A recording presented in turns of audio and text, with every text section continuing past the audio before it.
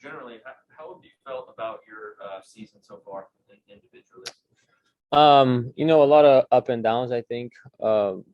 Being in rotation, being out of rotation, being playing a lot of minutes, not a lot of minutes. But I think I always say, I as much as we don't play great every game, we have some bad games. I'm always trying to do my best to help the team. Whatever is asked from me, that's what I try to do on the court, and I think I've done a good job on that.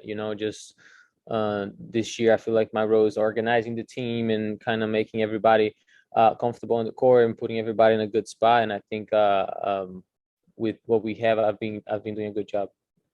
You mentioned the rotation. We've asked a lot of players, just like, what is this new dynamic like?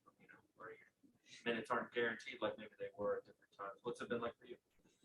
I mean, it's not. Of course, we always want to play, but we are trying to figure out as a team what's our rotation and what are the players that play good with each other and the players that can help us win games. I don't take anything personally, and it's coach decision who's gonna play, who's not. And like I say, I try to show up every day with a positive mentality. If I'm not playing, trying to help the team with however I can, and keep working and keep being ready for when my name is called. But it's tough. It's tough to be in this position where you don't really know, how much you're gonna play, if you're gonna play. But like I said, it's every team say it's a good problem to have. We have 14, 15 players that can really play, and like I say, it's coach's decision to decide that. When your number is called, how do you ensure that you're sharp after you don't play? I mean, everything I can do is work. Come get extra shots. Try to stay in shape. I think that's the biggest challenge. We all know how to play basketball, no matter if we practice, if we don't. At this point, But I think it's trying to stay in shape, trying to stay ready, physically, to play, to go from not playing at all to play 15, 20 minutes on a game. I think that's the biggest challenge for me. And trying to stay involved in the game when I'm not playing, at least visualizing if I was on a game, what I was going to do on this pick and roll or what I was going to do in this offense. I think that's the way I approach when I'm not on rotation. One of the admirable parts of your game is that you're willing to absorb contact, you take charges. Is there an art form to taking a charge? I mean, it's just not being afraid. I think putting your body on the line for the team. I think we all do that in some kind of way, but the competitive side of me when I'm there, just not afraid. And if I have to take a charge on a big man, I will do it for the team. How do you avoid being afraid, consider that you're not the biggest person out there? I think it's something I can't really control. I wish I was more afraid and not, Actually, no, I like the way I am, but it's just when I step on the court, you don't really think about it. You let, your competitiveness and your, I don't know, your instincts do the job.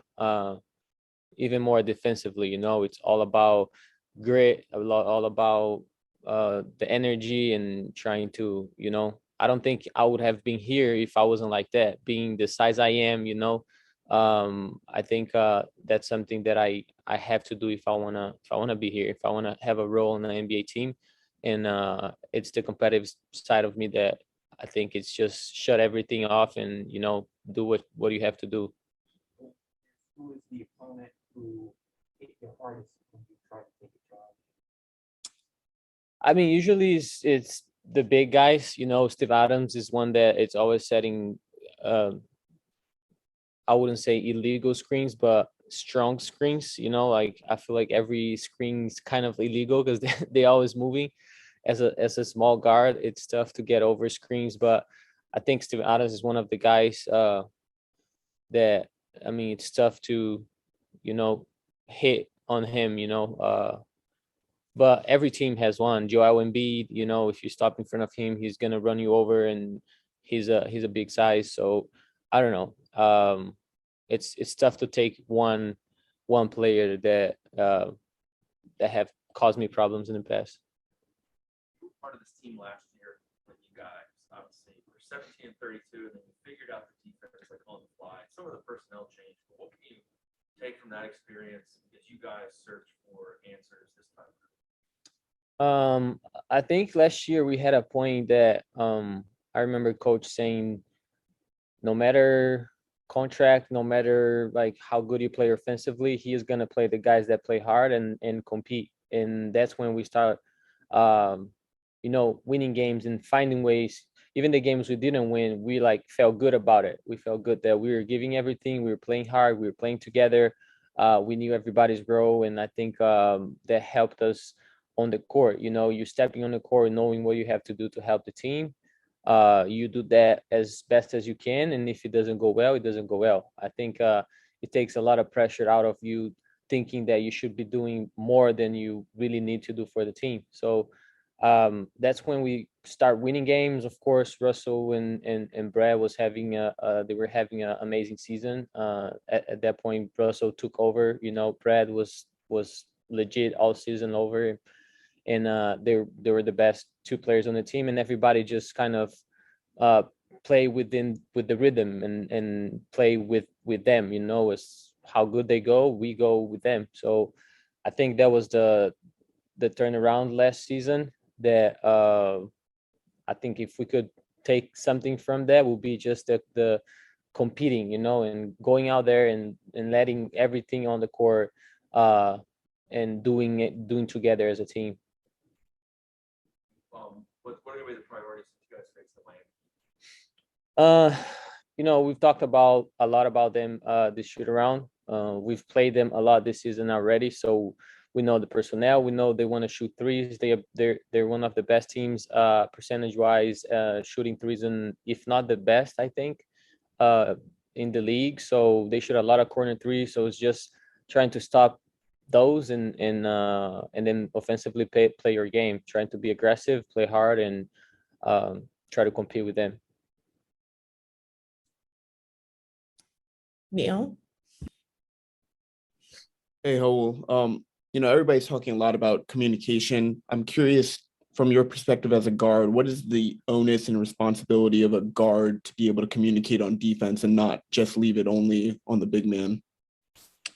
I think is not only defensively, is not only on one guy.